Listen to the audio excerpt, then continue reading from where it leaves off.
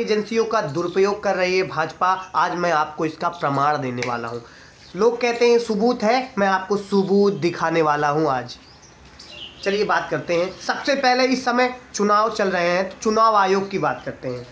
उसके बाद हम कोर्ट की बात करेंगे और उसके बाद ईडी और सीबीआई की बात करेंगे और हर चीज़ का आपको प्रूफ दिखाएंगे और प्रूफ बताएंगे। दोस्तों बस वीडियो के साथ बने रहिए। सबसे पहले बात करें चुनाव की। चुनाव सर पर है। चुनाव आयोग का जो अध्यक्ष है अरुण गोयल, उन्होंने एक हफ्ते पहले इस्तीफा दे दिया। क्यों दे दिया भैया, क्यों दे दिया? आपने सोचा? अरे दे दिया। कोई इतना दिन तक तैयारी करता है, इतना दिन तक वो चुनाव के बारे में सारी डिटेल देता है, लेकिन ऐन वक्त पर उसने इस्तीफा दे दिया।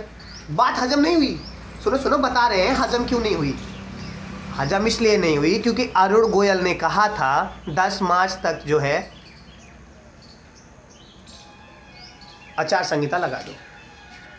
अरुण गोयल ने कहा था 10 मार्च तक आचार संहिता लगा दो, लेकिन मोदी जी उसके खिलाफ थे।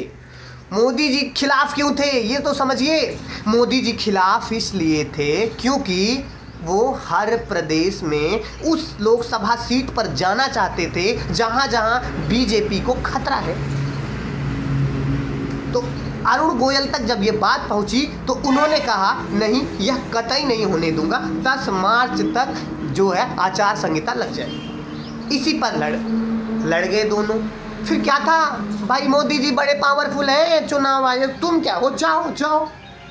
और एक जो तोमर साहब थे उनकी रिटायरी हुई थी। अब 15 मार्च को मोदी बैठक करेंगे, उनमें से नाम का सजेशन देंगे, फिर वो राष्ट्रपति द्रौपदी मुर्मू उस पर मोहर लगाएंगे कि अगला चुनाव आयोग का आयुक्त तो कौन होगा। समझ में आया? नहीं आया कोई बात नहीं, समझते रहो, आगे बताता हूँ।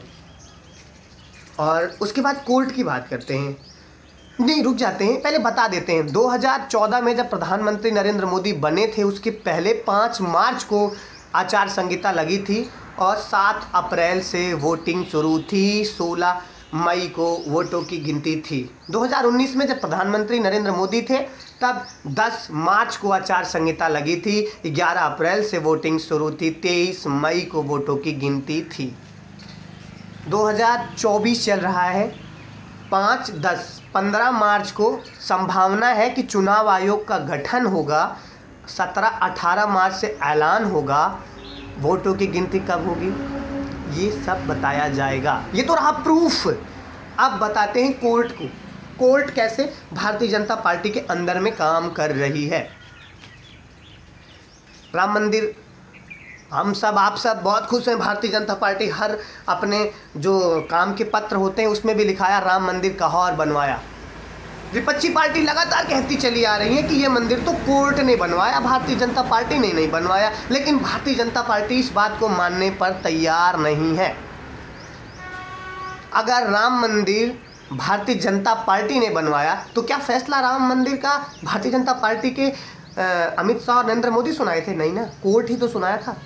और अगर इन्होंने बनवाया तो मतलब कोर्ट के ऊपर दबाव बनाया कि आप मंदिर बनवाएं। मतलब कोर्ट जो है वो अप्रत्यक्ष रूप से नहीं, प्रत्यक्ष रूप से क्या हुआ कि कोर्ट भारतीय जनता पार्टी के दबाव में काम कर रही है। 2 चीजें हुई। अब मैं बात करूंगा ईडी सीबीआई जो लगातार चर्चाओं में रहती हैं।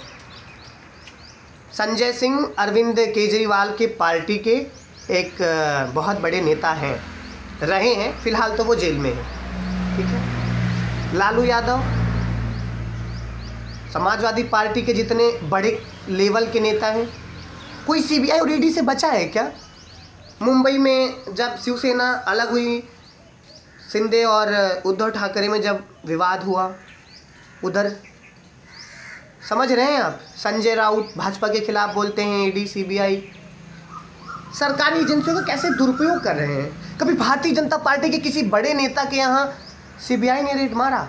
मैं बोल रहा हूँ गिरिराज सिंह बेगूसराय से सांसद रहे हैं, उनको लगवा लो, उनके यहाँ आप ईडी और सीबीआई भेजो। अगर वो ना मिल जाए दोषी तो मुझे आके कहना, मैं खुल के बता रहा हूँ। मैं भारतीय जनता पार्टी के 2-4 नेताओं को और नाम बता दूँ, आप उनके यहाँ ईडी सीबीआई भेजिए, अगर वो ना दोषी पाए जाते हैं तो बताना।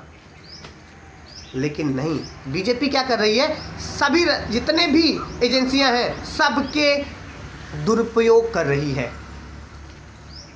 और इस प्रमाण के साथ मैं आपको भी और बातें बताऊंगा अगले वीडियो में। जितने भी अंदर की बातें हैं, जितने खुलासे मैं करूंगा, शायद आप समझ भी नहीं पाएंगे ये चीज़ें लाते कहाँ से हैं। तब तक मेरी वीडियो को सब्सक्राइब करो, मेरे चैनल पे आओ दोस्तों। अब तो मैं यूट्यूब पर आया हूँ आपके समक्ष अपनी बातों को, और जो बातें कोई नहीं बताता वो बातें बताने को।